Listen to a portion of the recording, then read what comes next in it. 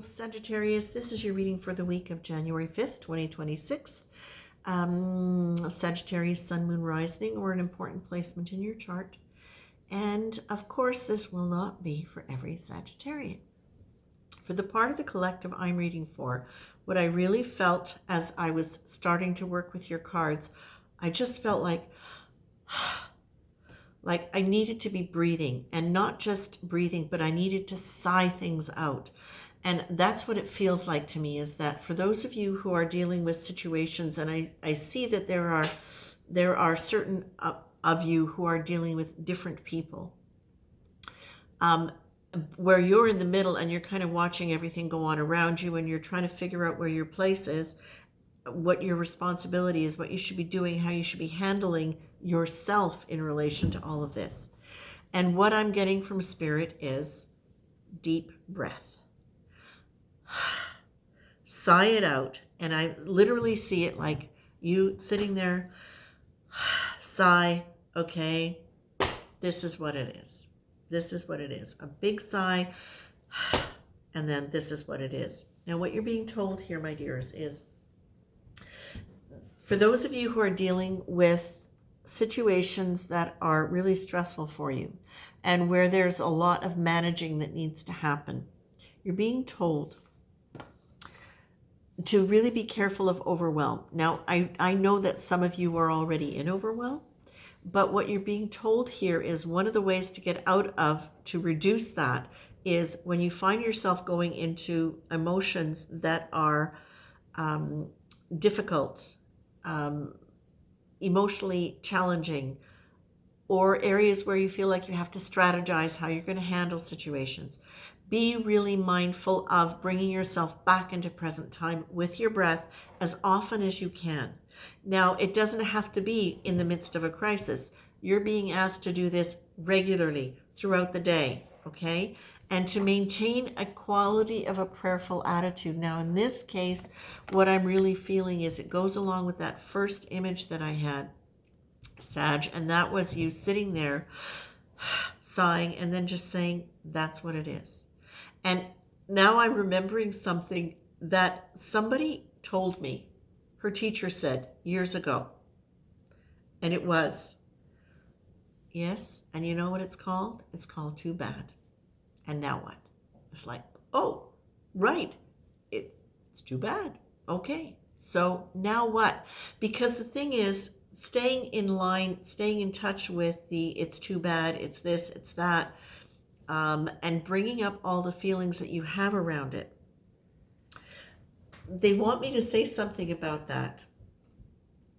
And it is that is what can keep you connected to the situation, trying to figure out why. But please understand, the important part is it's not just keeping you connected to the situation, it's keeping your energy that was in that situation active. And what you're being told here is, if you're feeling stuck, look at the way you're thinking about it. If you're feeling stuck with something, look at how much of your thoughts about it are anxious, angry, upset, confused, sad. And trust that chances are those emotions are very linked to old situations in your life, to the way you've felt before. And if it's coming up now, my dears, this is your chance to be able to move through it. You don't have to always understand why.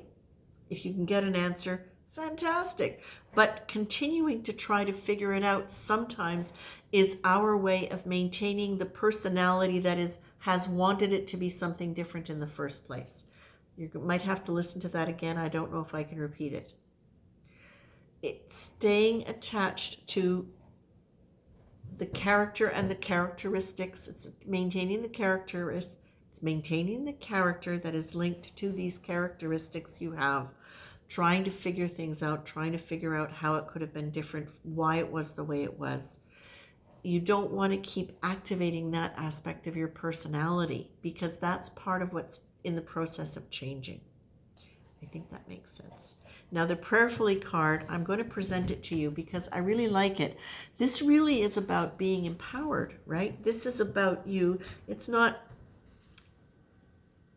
I have to say this before I go on. Spirit doesn't want you to feel bad.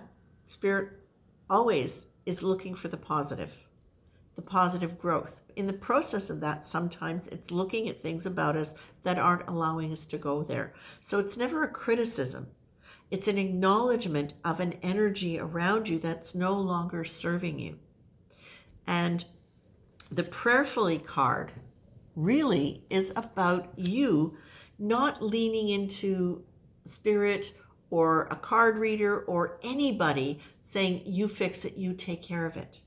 This is about you being able to actively connect with the idea that there is a powerful field of energy around you, that you are a higher conscious being, and that by choosing to shift the way you think about a situation is going to allow you to align more with that energy, which is going to take you on the path where you need to go.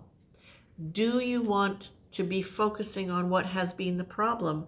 Or do you want to move your mindset out of that energy and into a higher frequency that is going to allow you to see how you can more easily get the things that you wanted from that other situation that you didn't get in a new situation, right? You want to be able to attract it in a new situation. Sometimes old situations change. When we change our energetic dance and the stories we tell ourselves, sometimes they do change and sometimes they don't with that original situation. However, what it does do is it allows you to say, not that, that. And that's what I'm going to focus on, not that anymore. And you're being told, stay in the positive. Focus on what you like. If it's going to make it easier for you to deal with a situation around people that you have to be around, focus on what you like around them in a way where it still allows you to be able to be honest and set your boundaries. But if this is just you in your life right now and you are doing your best to get out of overwhelm, to recuperate from overwhelm, to not go into overwhelm, the prayerful attitude, and the focusing on what you like. What do you like? What makes you happy? What makes you feel good? What triggers your imagination into thinking, oh, that would be wonderful. That would be so exciting. I would love that. Excuse me. So it's about really practical things, but also in your imagination. What do you like? What fires you up? Okay? It's really, really, really saying, use the prayerful attitude. It can mean actively praying or invoking the support of a divine presence. Alternatively, it can mean letting your mind and actions reflect an attitude of acceptance of, or at least the possibility of, a higher power which is there to guide you. It could be maintaining an awareness of something sacred or mystical and acting with the acceptance that it's present even in the most seemingly mundane activities. You choose. Maybe it's all of them. But as I was reading that, they reminded me of something else. What they're saying is this. Please remember when you do that, what you are doing is you are praying into you. You are praying. You are activating that sacredness within you. You are activating your own divine power and your own ability to be strong in yourself and to make these choices and to get out of overwhelm. Because let's face it, we all go through it at some point, most of us, unless we're Zen masters, and I don't know too many who are, and maybe even them. You know what Pema Chodron says, your teachers blow their nose too. Like when they've got a cold, they blow their noses. Like, okay? So I'm going to leave you with that. Sag, I hope it's a wonderful, wonderful year for you. You folks really deserve it. You really, really, really deserve to have a good year. Okay? Take care, my dears.